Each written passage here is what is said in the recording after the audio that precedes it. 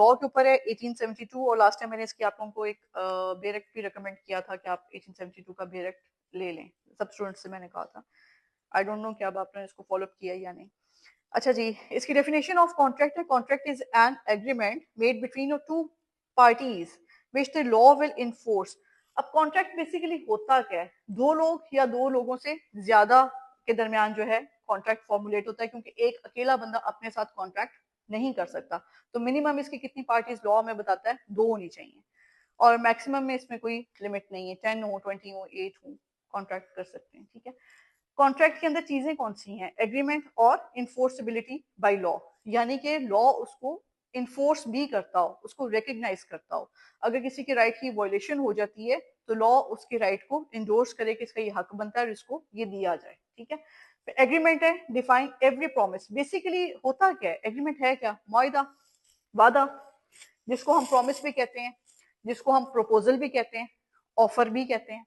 ठीक है, तो ये जो है, ये जब इसकी आगे से आ जाता है इसके रिस्पॉन्स में जो है कमिटमेंट आती है, ऑफर है तो क्या आना चाहिए, एक्सेप्टेंस, तो फिर वो क्या बन गया, कॉन्ट्रैक्ट हो गया, एग्रीमेंट हो गया।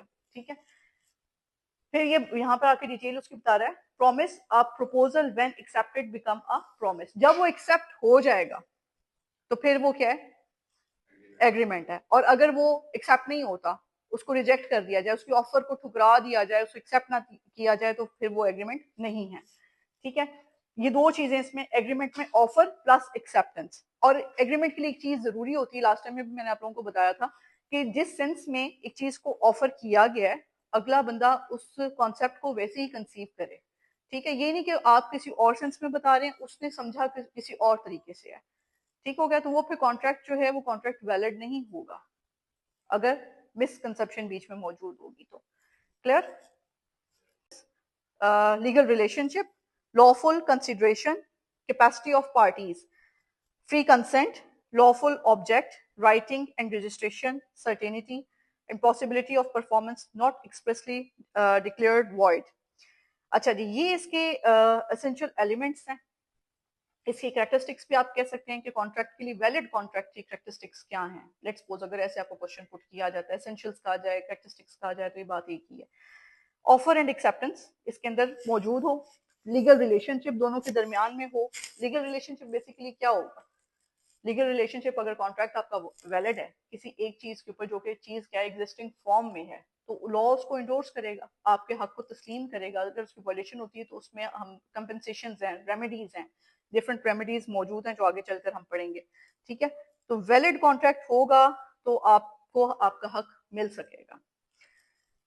फिर कहते हैं जी लॉफुल कंसिडरेशन। कंसिडरेशन होता है किसी चीज के एवज, किसी चीज के बदले में कोई कॉन्ट्रैक्ट कर रहे हैं। ठीक है, जैसे कोई बंदा सर्विसेज दे रहा है, उसके अगेंस्ट उसको क्या है, उसका एक कॉन्ट्रैक्ट है, कितने अरसे तक वो उसके साथ बाउंडेड है, उसके साथ काम कर रहा है, तो वो उसके लिए सर्विसेज पे कर रहा है, तो उसके बदले में उसको पे मिल रही है। ठीक है, फिर इसके अलावा जो है कोई और चीज अगर आपने सेल आउट कर रहे हैं, कोई चीज बना रहे हैं, जैसे इसकी एक एग्जांपल है कि ए ने बी से कहा कि तुम मेरे लिए घर बनाओ, इसके लिए मैं तुम्हें 5 लाख रुपया दूंगा, तो 5 लाख बीच में क्या है, कंसिडरेशन है। ठीक है, तो फ्री कंसेंट, आजादाना रजामंदी। फ्री कंसेंट का मतलब क्या, आजादाना रजामंदी, यानी कि एक बंदे को आपने ऑफर दिया, आजादाना रजामंदी से वो उसको एक्सेप्ट करे और उस कॉन्ट्रैक्ट का हिस्सा बन जाए।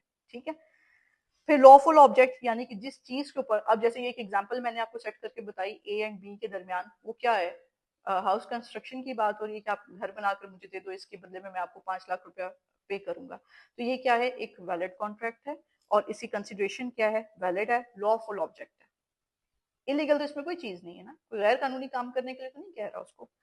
तो ये क्या है, लॉफुल ऑब्जेक्ट है। राइटिंग एंड रजिस्ट्रेशन, यानी कि जब भी आप कॉन्ट्रैक्ट करें उसको तहरीरी शक्ल में हो, उसकी प्रॉपर रजिस्ट्रेशन हो, और 2 विटनेसेस की मौजूदगी में उसको साइन किया जाए। सर्टेनिटी, यानी कि इस चीज के ऊपर कॉन्ट्रैक्ट करें जो कि सर्टेन हालत में हो, जिस काम को करना मुमकिन हो। ठीक है, किसी को ये कहा जाए, लेट्स सपोज कि वो पेंटर नहीं है और उसको कहा जाए कि तुम मेरी पेंटिंग बनाओ, तो ये कोई कॉन्ट्रैक्ट नहीं है, क्योंकि ये उसके लिए पॉसिबल नहीं है, क्योंकि ये फन है, आर्ट है। तो एक काम उसको नहीं आता, तो इसके लिए आप कैसे किसी को फोर्स कर सकते हैं, या इस तरह की कैसे कोई चीज आप कॉन्ट्रैक्ट में ला सकते हैं। तो पॉसिबिलिटी ऑफ परफॉर्मेंस, यानी कि ऐसे काम के ऊपर कॉन्ट्रैक्ट बनाया जाए जिसके काम की मुमकिन हालात मौजूद हों जो पॉसिबिलिटी में है। नॉट एक्सप्रेसली डिक्लेयर्ड वॉइड और कॉन्ट्रैक्ट वॉइड नहीं होना चाहिए, तो ये हम कंसिडर करेंगे। इसके कैरेक्टरिस्टिक्स ऑफ वैलिड कॉन्ट्रैक्ट की जो खसूसियात थी वो ये सारे आपके पास एक लिस्ट फॉर्म में मौजूद है।